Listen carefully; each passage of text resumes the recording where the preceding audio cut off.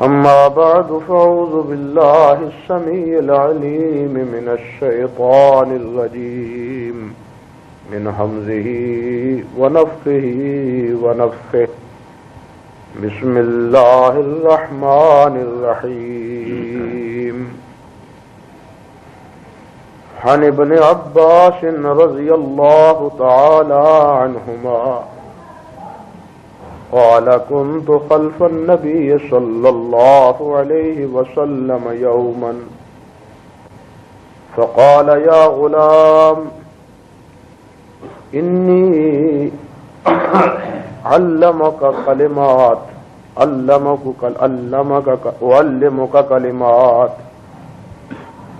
احفظ الله يحفظك احفظ الله تجد تجاهك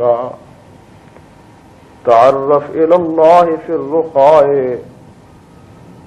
يعرفك في الشدة وإذا سألت فاسأل الله وإذا استعنت فاستعن بالله واعلم إن الأمة لو اجتمعت على أن ينفعوك بشيء لم ينفعوك إلا بشيء قد كتبه الله لك وَإِنْ اجْتَمَعُوا عَلَىٰ أَنْ يَضُرُّوكَ بِشَيْءٍ لَمْ يَضُرُّوكَ بِشَيْءٍ قَدْ كَتَبَهُ اللَّهُ عَلَيْكَ رُفِعَتِ الْأَقْلَامُ وَجَفَّتِ الصُّحُفُ رواہ الترمذی۔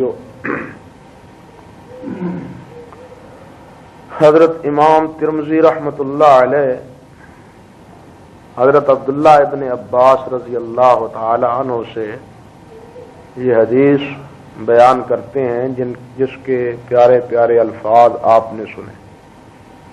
اس حدیث میں بہت سے معانی اور بہت سے معارف پنہاں ہیں، جس کا اندازہ آپ اس سے لگائیے کہ امام ابن جوزی رحمۃ اللہ علیہ نے شاہد الخاطر میں فرمایا ہے کہ جب میں نے اس حدیث کو پڑھا اور اس حدیث پہ میں نے غور کیا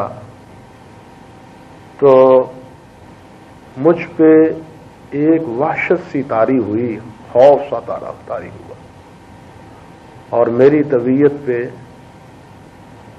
اللہ سبحانہ و تعالی کا ایک رعب اور ایک دبدبہ وہ طاری ہو گیا۔ فرماتے ہیں اس آدمی پہ بہت افسوس ہے جو اس حدیث سے اور اس حدیث کے معانی اور مطالب سے بے خبر۔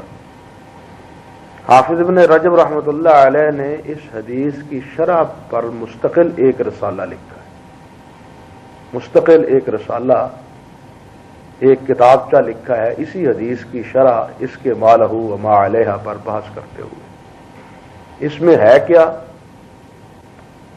پہلے سادہ سا ترجمہ آپ سن لیں، پھر اس کے بعد اس کے متعلقات آہستہ آہستہ آپ کے سامنے رکھنے کی کوشش کروں۔ حضرت عبداللہ ابن عباس رضی اللہ تعالی عنہ فرماتے ہیں کہ میں نبی علیہ الصلوۃ والسلام کے پیچھے سواری پہ بیٹھا ہوا تھا کہ آپ نے فرمایا، اے بچے، انی اعلمک کلمات، میں تمہیں چند کلمات سکھلاتا ہوں۔ وہ کلمات کیا ہیں؟ فرمایا اللہ کے دین کی تم حفاظت کرو یا اللہ کے دین پہ تم حفاظت کے ساتھ عمل کرو۔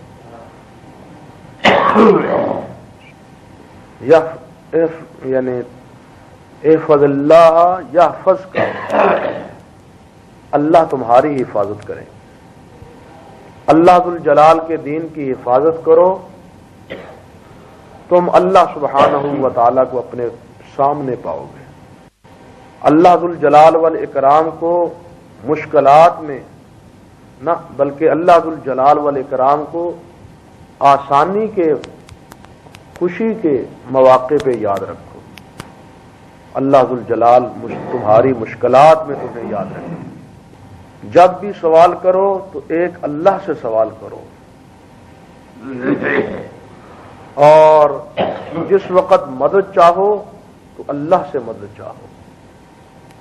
یہ بات خوب جان لو، وَاعْلَمْ خوب سمجھ لو کہ ان الامت لو اجتمعت علی ان ينفعوک بشیء لم ينفعوک الا بشیء قد کتبہ اللہ لک، کہ اگر ساری مخلوق مل کے تمہیں کوئی فائدہ پہنچانا چاہے تو وہ سارے مل کے بھی تمہیں فائدہ نہیں دے سکتے، اسی وقت فائدہ دیں گے جس وقت اللہ ذوالجلال نے تمہارے مقدر میں فیصلہ لکھا ہوا ہوگا، فائدہ لکھا ہوا ہوگا۔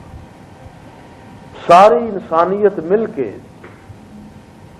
تمہیں کسی تکلیف میں مبتلا کرنا چاہیں تو وہ تمہیں کسی تکلیف میں مبتلا نہیں کر سکتے جب تک اللہ ذوالجلال کے ہاں اس کا فیصلہ نہ ہو چکا ہو۔ فرمایا رفعت الاقلام وجفت الصحف، قلم اپنی تقدیر کا قلم وہ تقدیر لکھ کے فارغ ہو چکا، اور جن صحیفوں پہ اللہ ذوالجلال نے یہ سارے فیصلے فرمائے ہیں وہ صحیفے بھی قلم کی سیاہی سے خشک ہو چکے، اب ان میں کوئی اضافہ اور کوئی کمی نہیں ہو۔ یہ ہے سادہ سا ترجمہ جو ان الفاظ مبارکہ کا ہے جن کی حفاظت، جن کی تعلیم نبی علیہ الصلوۃ والسلام نے حضرت عبداللہ ابن عباس رضی اللہ تعالی عنہ سے کہی۔ اب آئیے اس کے ایک ایک جملے پہ ایک نظر ڈالتے ہیں۔ کہنے کو تو چھوٹے چھوٹے 3-4 مسئلے ہیں جو نبی علیہ الصلوۃ والسلام نے فرمائے، لیکن ان چند جملوں میں ایک دنیا پہ نہا ہے۔ پہلی بات دیکھیں، کنت خلف النبی صلی اللہ علیہ وسلم یوم، میں نبی علیہ الصلوۃ والسلام کے پیچھے ایک دن تھا، بیٹھا ہوا ایک دن پیچھے تھا۔ حضرات محدثین رحمہم اللہ پر اللہ سبحانہ و تعالی کروڑ رحمتیں نازل فرمائے، جنہوں نے نبی علیہ الصلوۃ والسلام کی ایک ایک ادا کو ضبط اور محفوظ کرنے کی کوشش کی۔ آپ دیکھیے نا، یہ کون سا بڑا مسئلہ ہے، اس سے کوئی مسئلہ تو ثابت نہیں ہوتا، لیکن امام ابن مندہ رحمت اللہ علیہ نے مستقل اس موضوع پہ رسالہ لکھا ہے کہ نبی علیہ الصلوۃ والسلام کے پیچھے بیٹھنے کا کن کن صحابہ کو شرف حاصل ہوا، اندازہ کیجیے۔ یعنی اس سے کوئی مسئلہ ثابت نہیں ہوتا، پیچھے بیٹھنا، بزرگ آ کے بیٹھتے ہیں، بچے ہمیشہ پیچھے ہی بیٹھتے ہیں، کوئی اس سے مسئلہ، کوئی عمل، کوئی عقیدہ، کوئی بات ثابت نہیں ہوتی۔ زیادہ سے زیادہ یہ کہ نبی علیہ الصلوۃ والسلام بچوں کے ساتھ شفقت فرماتے، آپ سید کائنات ہونے کے باوجود اپنے ہمراہ پیچھے سواری پہ بٹھاتے ہوئے کسی کو اس میں کوئی عیب یا کوئی اپنے اندر کمزوری یا اس میں کوئی خفت نبی علیہ السلام محسوس نہ کرتے۔ ہمارے ہاں تو یہ بڑے پروٹوکول ہے نا، وہ جی ڈرائیور گاڑی پہ آگے بیٹھا ہو نا، ملازم ہو تو مالک سامنے نہیں بیٹھے گا، پیچھے بیٹھے گا، یہ پروٹوکول ہے ہمارے تہذیب کا۔ ہاں اگر مالک بیٹھا ہو تو اس کا دوست برابر بیٹھے، یا دوست گاڑی چلا رہا ہے تو مالک اس کے برابر بیٹھے، وہ پیچھے نہ بیٹھے۔ یہ آج کے دور کی سواری ہے۔ اس دور کی سواری میں نبی علیہ الصلوۃ والسلام نے اپنے ساتھیوں کو آگے بھی بٹھایا ہے، پیچھے بھی بٹھایا ہے۔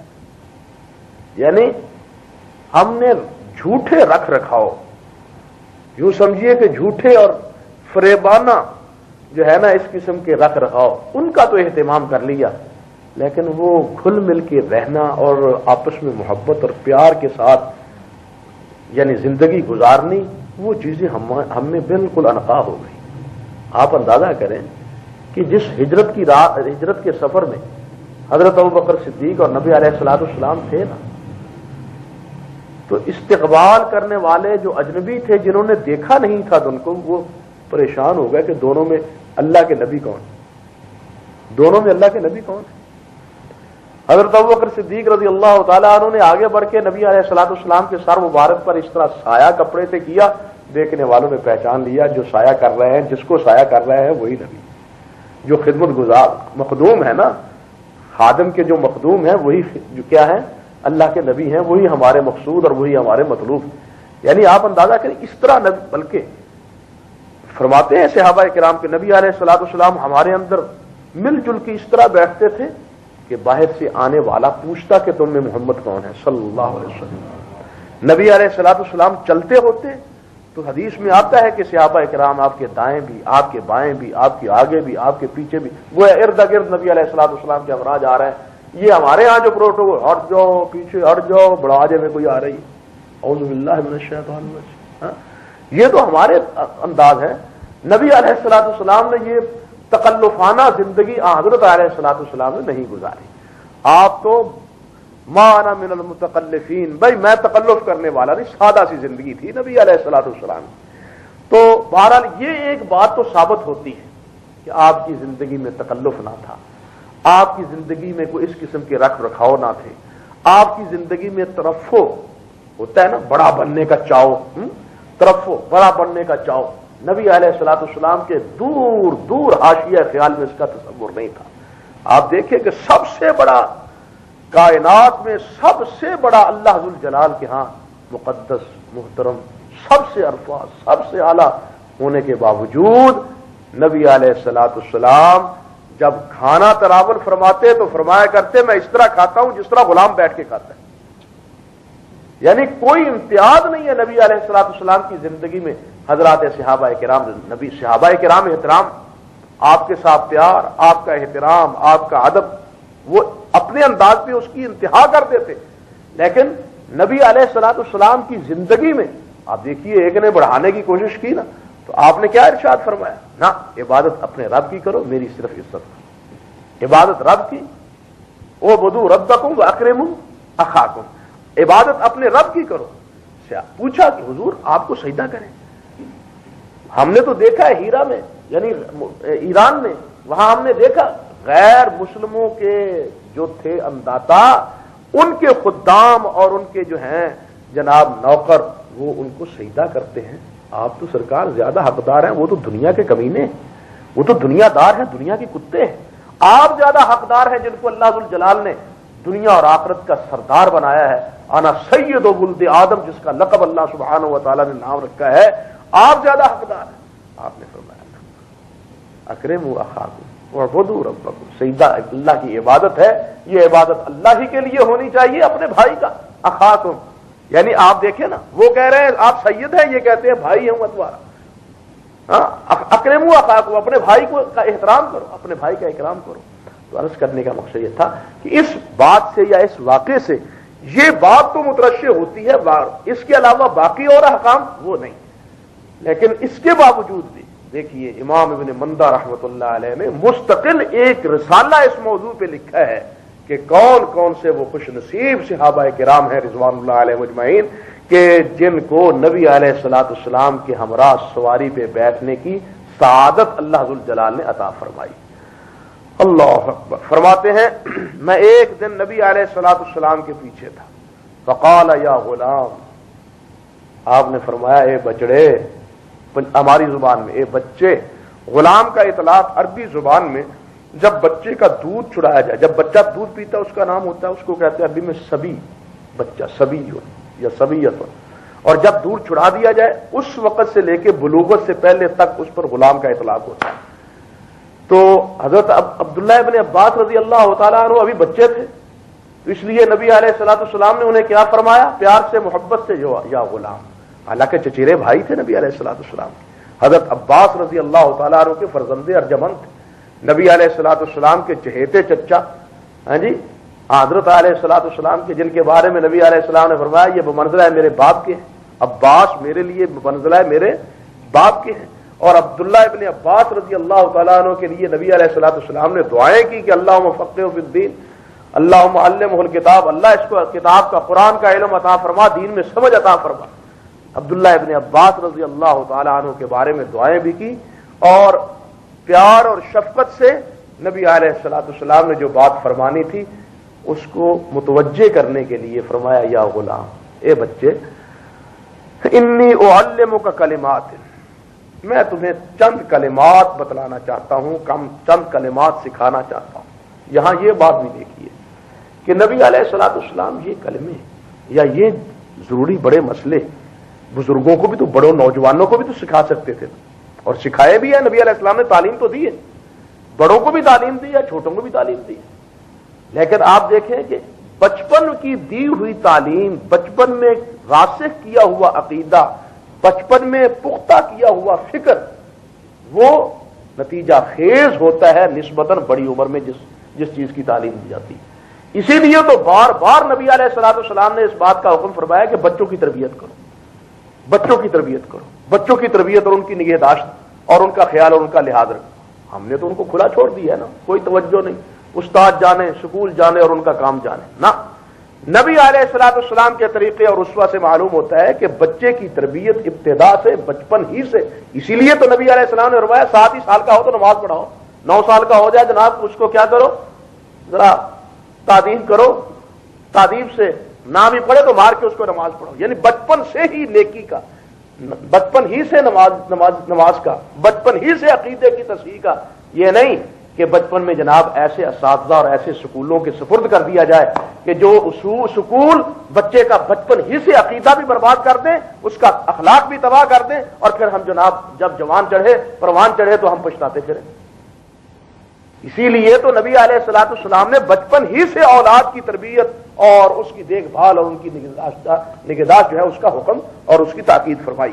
تو یہاں بھی نبی علیہ الصلوۃ والسلام نے جو بڑا اہم سبق تھا وہ بچپن ہی میں حضرت عبداللہ ابن عباس کو دیا، تاکہ بچپن ہی میں یہ پختہ ہو جائے، اس کا ذہن آج ہی سے یہ پختہ اور راسخ اور پکا ہو جائے اللہ ذو الجلال کی معرفت کا، اللہ سبحانہ و تعالیٰ کی توحید کا۔ تو فرمایا کیا، احفظ اللہ یحفظ کا، اے عبداللہ اللہ کی، کیا مطلب اللہ کے دین کی حفاظت کرو، جس طرح اللہ پاک نے اپنے پاک کلام میں فرمایا نا، ان تنصروا اللہ ینصرکم، اگر تم اللہ کی مدد کرو گے، اللہ کی مدد کا کیا مطلب، اللہ کے دین کی مدد کرو گے، اللہ کے دین کی مدد، اس کو اللہ سبحانہ و تعالیٰ نے گویا اپنی مدد کہی۔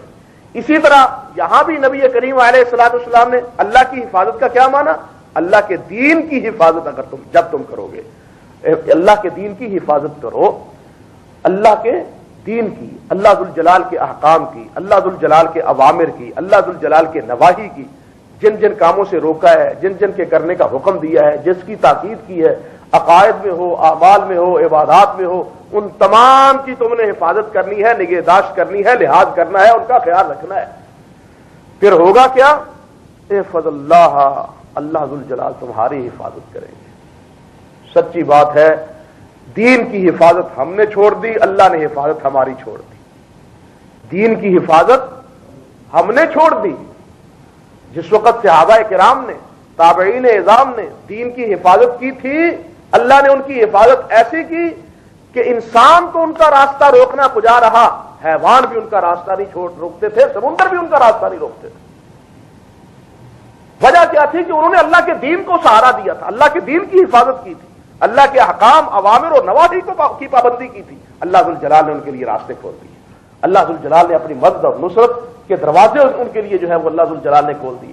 ہم نے یہ سبق بھلا دیا، یہ طریقہ چھوڑ دیا، اللہ کے دین سے تمسک، اللہ کے دین پہ پختگی، اللہ کے اوامر اور نواہی کی پابندی، وہ ہم نے چھوڑ دی، ہم آزاد ہو گئے، اللہ ذو الجلال نے ہمیں آزاد چھوڑ دیا۔ چلو تم ادھر کو جدھر کو ہو، جدھر کی ہو ہوا، تم نے تو چھوڑ دیا میرے ساتھ تعلق، تو جاؤ جدھر جانا چاہتے ہیں۔ تو پہلا سبق یہ ہے۔ اب اس میں اللہ ذو الجلال کے دین کی سب سے پہلی بات، اللہ ذو الجلال نے جو فرائض عائد کیے، ایک روایت میں آتا بھی ہے، حدیث میں کے لفظ ہیں، ان اللہ فرض فرائض فلا تضيعوها وحرم حرمات فلا تنتهكوها وحدد حدودا فلا تعتدوها۔ فرمایا کہ اللہ ذو الجلال نے کچھ فرائض مقرر کیے ہیں، احکام کا حکم دیا ہے، فرمایا ان کو ضائع نہ کرو۔ اللہ ذو الجلال والاکرام نے کچھ چیزیں حرام قرار دی ہیں، تم ان کے حرمت کی گرہ کو مت کھولو۔ فرمایا وحدد حدودا، اور کچھ چیزوں کی اللہ ذو الجلال نے حد بندی فرمائی ہے، فلا تعتدوها، ان حد بندیوں کو نہ توڑو، ان سے تجاوز نہ کرو، ان کے اندر رہو۔ یعنی جو فرائض ہیں، جو احکام ہیں، جو درجہ بندی ہے، جو حد بندی ہے، اس حد بندی کے اندر رہو، اس سے تجاوز کرنے کی کسی حالت میں بھی کوشش نہ کرو۔ دیکھیے اللہ سبحانہ و تعالی نے اپنے بندوں کے جو اوصاف بیان کیے ہیں آج سے پہلے، یعنی تقریباً کوئی 2-2.5 مہینے پہلے، شاید آپ کے ذہن میں وہ مضمون ہو جس میں مومنین کے اوصاف کا تذکرہ تھا۔ وہ تو باہر کا سفر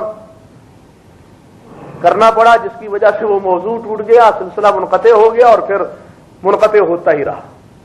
اور آج یہ نوبت یہ آئی کہ چاہا کچھ چلیے اس حدیث پاک کا درس جو ہے، اس کا سبق جو ہے، اس کی تفہیم، اس کی جو ہے نا تعلیم، یہ سب سمجھنے سمجھانے کی کوشش کرتے ہیں۔ تو اس میں کیا تھا؟ اللہ کے بندوں کے جو اوصاف اللہ سبحانہ و تعالی نے ذکر کیے تھے وہ کیا تھے؟ التائبون العابدون الحامدون الراکعون حامدون الساجدون الراکعون السائحون الراکعون الساجدون الآمرون بالمعروف والناہون عن المنکر والحافظون لحدود اللہ۔ کیا ہے اللہ ذو الجلال کے بندوں کے اوصاف؟ التائبون العابدون الحامدون السائحون الراکعون الساجدون، یہاں تک بات ہوئی تھی، یہاں تک کہ اوصاف کا تذکرہ ہوا تھا۔ اس کے بعد الآمرون بالمعروف والناہون عن المنکر، اور پھر والحافظون لحدود اللہ، جو میرے بندے ہیں، مجھ کو ماننے والے ہیں، ان کا ایک وصف یہ ہے کہ اللہ نے جو حدود مقرر کر رکھی ہیں ان کی حفاظت کرتے ہیں، ان سے تجاوز نہیں کرتے۔ اللہ اکبر۔ اور جن جن چیزوں کی حفاظت کا پھر براہ راست اللہ سبحانہ و تعالی نے حکم دیا، ارشاد فرمایا، وہ کیا ہے؟ اللہ ذو الجلال والاکرام فرماتے ہیں کہ مقام پہ حافظوا علی الصلوات والصلاۃ الوسطی، یہاں دیکھیے حافظوا علی الصلوات والصلاۃ الوسطی، نمازوں کی حفاظت کرو۔ احفظ اللہ، احفظ اللہ، اللہ کی حفاظت، اللہ کے دین کی حفاظت۔ اب اللہ ذو الجلال نے کن کن کاموں کی حفاظت کا حکم دیا ہے، کن کن باتوں کی حفاظت کا حکم دیا ہے کہ ان کی نگہداشت کرو؟ نمازوں کی حفاظت، کہ نمازوں کو محفوظ رکھو۔ فرمایا حافظوا علی الصلوات والصلاۃ الوسطی۔ اور سورۃ مومنون میں، یعنی پہلی جو 11 آیات ہے سورۃ المومنون کی، جس کی ابتدا میں بڑے ہی وثوق پہ اللہ ذو الجلال نے یہ بات فرمائی، قد افلح المؤمنون، اس کا آخری سبق اور آخری وصف کیا ہے؟ والذین فرمایا، اور وہ لوگ جو والذین هم علی صلاتهم یحافظون، جو اپنی نمازوں کی حفاظت کرنے والے ہیں۔ ابتدا اور آغاز فرمایا قد افلح المؤمنون الذین هم فی صلاتهم خاشعون، اور مسئلے کے اختتام پہ کیا فرمایا؟ والذین هم علی صلاتهم یحافظون۔ خشوع یہ نہیں ایک پڑھ لی، 2 پڑھ لی، باقی نمازوں کو چھٹی، جس طرح ہمارے بعض نوجوانوں کو یہ مرض ہے، صبح کی نماز پڑھ لی باقی چھٹی، یا مغرب کی پڑھ لی باقی چھٹی۔ نہ، نمازیں پڑھنی ہے تو پکی طرح پوری طرح حفاظت کرنی، کوئی نماز نہیں چھوڑنی، پکا نمازی پڑھنا ہے۔ والذین هم علی صلاتهم یحافظون۔ اور اسی لیے نبی علیہ الصلوۃ والسلام نے فرمایا نا، من حافظ علیہا کان لہ عند اللہ عہدا ان یدخلہ الجنہ۔ نبی علیہ الصلوۃ والسلام نے فرمایا کہ اللہ ذو الجلال نے 5 نمازیں فرض کی ہیں، جو ان 5 نمازوں کی حفاظت کرتا ہے، کان لہ عند اللہ عہدا، اللہ ذو الجلال کے ہاں اس کا ایک عہد ہے کہ اللہ اس کو جنت میں داخل کرے گا۔ یعنی اللہ گویا اس بات کا عہد کرتا ہے نماز پڑھنے والوں کے ساتھ، اللہ کا عہد ہے، اللہ کا وعدہ ہے، جو پختگی کے ساتھ 5 نمازیں ادا کرتا ہے، اللہ ذو الجلال فرماتے ہیں میں ان کو جنت داخل کروں گا۔ اور ایک روایت کے لفظ ہے کہ من حافظ علیہن کن لہ نورا وبرہانا ونجاتا یوم القیامہ، کہ جو ان کی حفاظت کرے گا تو یہ نمازیں کیا ہوں گی؟ نبی علیہ السلام نے فرمایا نور ہوں گی، برہان روشنی ہوگی، برہان دلیل ہوگی، اور نجات کا سبب بنے گی یوم القیامہ، قیامت کے دن۔ اور فرمایا جو ان کی حفاظت نہیں کرے گا وہ کس کے ساتھ ہوگا؟ قارون کے ساتھ، فرعون کے ساتھ، نمرود کے ساتھ، ان بڑے بڑے کافروں کے ساتھ وہ آدمی اس کا حشر ہوگا جو نماز کی حفاظت کرنے والا نہ ہو۔ یعنی جن باتوں کی حفاظت کا اللہ سبحانہ و تعالی نے حکم دیا ہے ان میں ایک بات کیا ہے؟ نماز کی حفاظت کرنا، کہ نمازوں کو ادا کرنا۔ اسی طرح نماز سے پہلے دیکھیے وضو کا اہتمام۔ نماز سے پہلے وضو تو ہم سبھی کرتے ہیں، لیکن وضو کا باقاعدہ اہتمام کے باوضو رہا جائے. نبی علیہ الصلوۃ والسلام نے فرمایا کہ لا یحافظ علی الوضوء الا مومن، بڑا پکا مومن ہی وضو کی حفاظت کرتا ہے، کیونکہ وضو ٹوٹ گیا. اب وضو ٹوٹنے کا مسئلہ میرے ساتھ ہے یا میرے اللہ کے ساتھ ہے؟ یہ ایمان کی پختگی. آپ میں تو کسی کو معلوم نہیں ہے کہ میرا وضو ٹوٹا ہے یا نہیں ٹوٹا. اس کا علم ہے تو مجھ کو ہے یا میرے اللہ کو ہے. اب جب میرا وضو ٹوٹا، میں نے وضو کر لیا، تو گویا یہ میرے اللہ پہ ایمان کی ایک مضبوط دلیل بن گیا یہ وضو میرا کرنا، کہ اللہ کو میرے اس بے وضو ہونے کا اور غیر طاہر ہونے کا اللہ ذوالجلال کو علم ہے. میں غیر طاہر نہیں رہنا چاہتا، میں پلید نہیں رہنا چاہتا، پاکیزہ رہنا چاہتا ہوں. اس لیے نبی علیہ الصلوۃ والسلام نے فرمایا لا یحافظ علی الوضوء الا مومن، کہ مومن جو ہے وہی وضو کی حفاظت کرتا ہے. گویا کہ وضو کی حفاظت کرنا یہ بھی اللہ سبحانہ و تعالیٰ کو کیا ہے؟ مطلوب و مقصود ہے. اور اسی طرح اللہ سبحانہ و تعالیٰ نے جو حدود متعین کی ہیں، مقرر کی، مثال کے طور پہ دیکھیے یہاں یہ سورۃ النساء کی کہ دوسرے رکوع کی چند آیات ہیں، لیکن اس سے پہلے جو مسئلہ بطور مسئلے کے اللہ ذوالجلال نے جس کو ذکر کیا وہ کیا ہے؟ اللہ اکبر، وہ ہے جناب وراثت کا مسئلہ. یوصیکم اللہ فی اولادکم للذکر مثل حظ الانثیین، وراثت کا مسئلہ کہ باپ فوت ہو جائے تو اولاد کو کیا حصہ ملے گا، بیٹوں کو کیا ملے گا، بیٹی کو کیا ملے گا، اور اسی طرح بیوہ کو کیا ملے گا، اس کی بہن ہے تو اس کو کیا ملے گا، بھائی ہے تو اس کو کیا ملے گا. اللہ سبحانہ و تعالیٰ نے ہر ایک کے حصے جو ہے متعین کر دیے، ہر ایک کے حصے متعین کر دیے. اور یہ ساری تفصیل بیان کرنے کے بعد پھر اللہ سبحانہ و تعالیٰ فرماتے ہیں تلک حدود اللہ، یہ اللہ کی حدیں ہیں. تلک حدود اللہ، یہ اللہ کی حدیں ہیں. بیٹے کو اتنا دو، بیٹوں کو اتنا دو، بیٹیوں کو اتنا دو، بیوی کو اتنا دو. یہ مت سمجھو کہ جناب یہ بڑا بیٹا ہے، یہ چھوٹا بیٹا ہے، اس کو زیادہ دے دو، اس کو کم دے دو. نہ فرمایا اللہ ذوالجلال نے جو حدیں مقرر کر رکھی ہیں ان حدوں کی پابندی کرو. تلک حدود اللہ ومن یطع اللہ ورسولہ یدخلہ جنات تجری من تحتها الانہار خالدین فیہا وذلک الفوز العظیم. فرمایا جو اللہ اور اللہ کے رسول کا اطاعت گزار بنتا ہے، ان حدود کی پابندی کرتا ہے جو اللہ ذوالجلال نے متعین کر رکھی. اب دیکھیے یہ وہ مسئلہ ہے جس کے بارے میں عام انسان کیا بڑے بڑے علماء بھی تغافل کا شکار. فرمایا اللہ ذوالجلال نے جو حدیں مقرر کر رکھی ہیں ان حدوں کی پابندی کرو. تلک حدود اللہ ومن یطع اللہ ورسولہ یدخلہ جنات تجری من تحتها الانہار خالدین فیہا وذلک الفوز العظیم. فرمایا جو اللہ اور اللہ کے رسول کا اطاعت گزار بنتا ہے، ان حدود کی پابندی کرتا ہے جو اللہ ذوالجلال نے متعین کر رکھی. اب دیکھیے یہ وہ مسئلہ ہے جس کے بارے میں عام انسان کیا بڑے بڑے علماء بھی تغافل کا شکار ہے. وہ بھی وراثت کے معاملے میں صحیح تقسیم کا اہتمام نہیں کرتے، وہ بھی اس کی پرواہ نہیں کرتے. ان کے گھرانے میں بھی یہ ویرانی اور یہ تباہی جو ہے وہ دار آئی. اعوذ باللہ من الشیطان الرجیم. اب کیا ہے کہ اس مسئلے کو بیان کرنے کے بعد اللہ ذوالجلال نے اس کو کن الفاظ سے بیان کیا کہ یہ اللہ کی حدیں ہیں، اللہ نے حد مقرر کی ہے، اللہ نے اس کو متعین کیا ہے کہ اس کو یہ دو، اس کو یہ دو، اس کو یہ دو. ہم کہتے ہیں کہ جناب یہ پوتا ہے، یہ نواسا ہے، یتیم ہے، یہ بڑا جناب بے سہارا ہے، ان کو دے دے. بھائی اللہ ذوالجلال سے بڑھ کے رؤوف اور رحیم کوئی نہیں، اللہ سے بڑھ کے رحمان اور رحیم نہیں.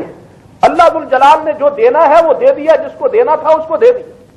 یہ اللہ ذوالجلال نے خود حدیں اور خود اللہ ذوالجلال نے حدود متعین فرما دیے.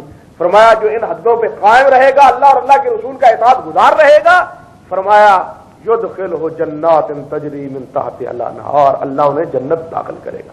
نماز پہ یہ بشارت نہیں ہے، سمجھ لو.